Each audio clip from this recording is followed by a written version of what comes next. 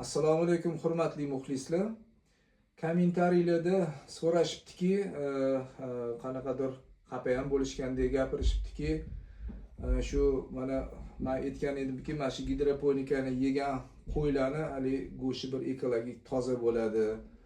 Ya'ni biza yeganimiz shu go'shtni shu bizaga ekologik foydali go'sht bo'ladigan ma'noda aytgan edim. O'zi aslida Xo'p, nega unaqa deyapsiz desangiz, mana hammanglar bilasizlar, yaylovda, misol uchun qir adirlarda katta bo'lgan qo'ylar, ular boshqacha semiradi.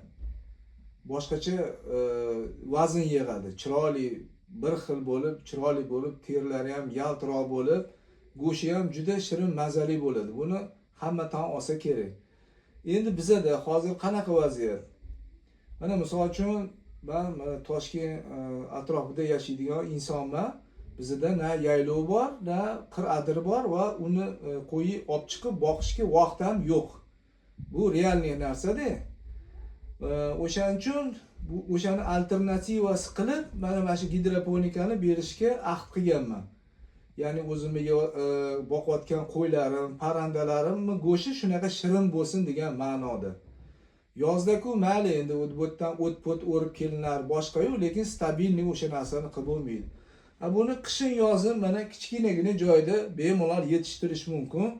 Vitaminga boy, fermentga boy, ya'ni mana shunaqa ozuqa bo'ladi.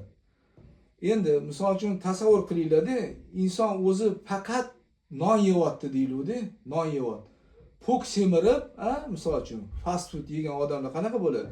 Pok semirib, kasal bo'lib, infarktdan bo'ladi, insultdan bo'ladi, sag'ir ham ko'tarilib ketadi. Mana shunaqa bo'lib qoladi.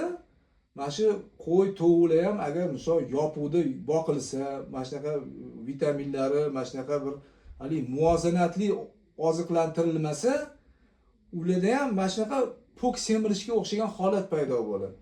Yog' bosadi, uni bir go'shti bir nam, mazasi yaxshi bo'lmaydi. Mana misol uchun mana shu 3 yil oldin mana shuni boshlagan bo'lsam, 3 yil ungacha men ham faqat shu yem berardim, qashiq berardim, go'go'da bir yozda bir ulgursam o't berardim. Shunaqa narsa-da. Agar odam zotan misol uchun vitamin yemasa-chi, juda ko'p kasalga uchrab ketadi. Juda tuzalish qiyin bo'lgan kasallik bo'ladi.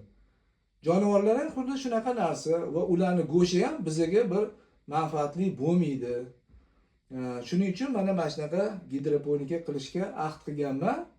Xudoga shukr, bizani o'sha boqayotgan qo'ylarimiz, kurka tovuqlarimizni go'shti juda ham mazali. Yegan odam hamma aytadiki, juda mazasi boshqacha ekan deydi. O'sha tovuqlarning tuxumi ham boshqacha, uni hamma yaxshi biladi. Shuning uchun mana shunaqa gidroponika qilganman. Sizlarga ham tavsiya qilaman. Unaqa qir adirlar bizda yo'q. Unga vaqt ham yo'q.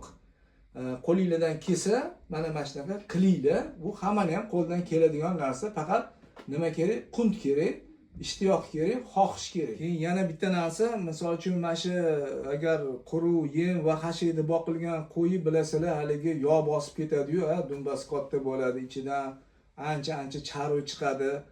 Uni bolalarimiz yemaydi. Uni yegisi ham kelmaydi.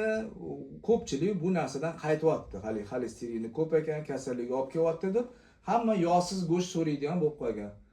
Agar misol uchun o'zingiz qo'yingizni boqib bir qassobga topshiraman desangiz, qassob ham nima deydi, xolamaydi unaqa go'shtchaligi, yog' bosib ketgan yoki dumbasi katta bo'lganini aytadiki, dumbasi kichkinami, paloniydi, pismondoniydi deb narxi pastga urilaveradi. Shuni ham hisobga olish kerak. Shunaqa gaplar. Tak что, mana shunaqalar qilinglar.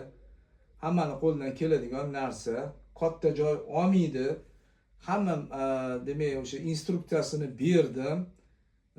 Mabodo tushunmasanglar, misol uchun murojaat qilsanglar bo'ladi. Qo'limdan kelgancha javob berishga harakat qilaman. Keyin yana bitta narsa, yana bitta savol bo'ptiki, ko'p beriladigan savollardan bittasi, xo'sh, faqat shu bilan boqsam bo'ladimi qo'yni deyishibdi.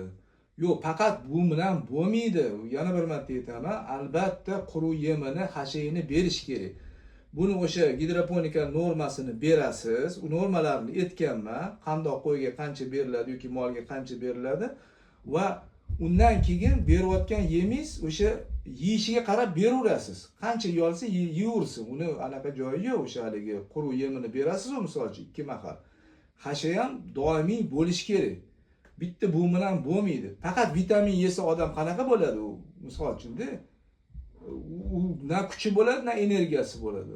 Haligi qo'ylarda, to'g'ri kurkalarda ham xuddi shunaqa narsa. Faqat vitamin bilan bo'lmaydi. O'sha quruq yemi kerak albatta. Ularni oshqozon ichi sistemasi ham shunga moslashgan. Tushuntirdim-mi? Shunaqa gaplar, sog' bo'linglar, yaxshilikni ko'rishinglar.